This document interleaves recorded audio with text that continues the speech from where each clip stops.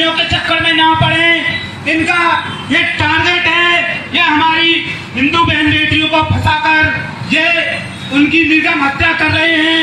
और अभी तक जो निर्गम हत्याएं हुई हैं आप देख ही रहे हो, इनमें ज्यादातर सभी एक ही समुदाय के लोग हैं, जिससे कि हमारी समाज की बहन बेटियों को आग्रह रहना पड़ेगा।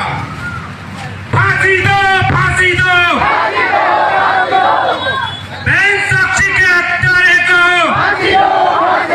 बहन साक्षी के हत्यारे को।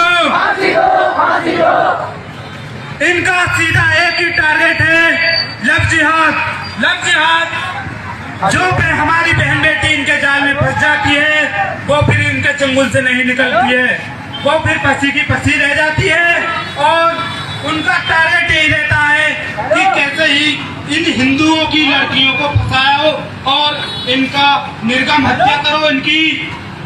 इसीलिए हम अपने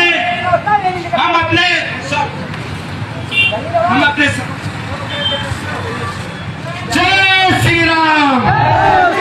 सभी मार्केट वाले भाइयों को जय श्री राम।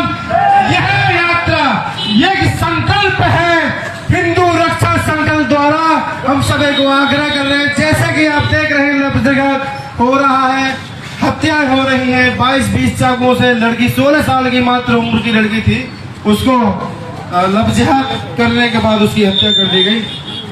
डीजे वाले भैया हिंदू रक्षा दल वाला गाना चला दो एक बार।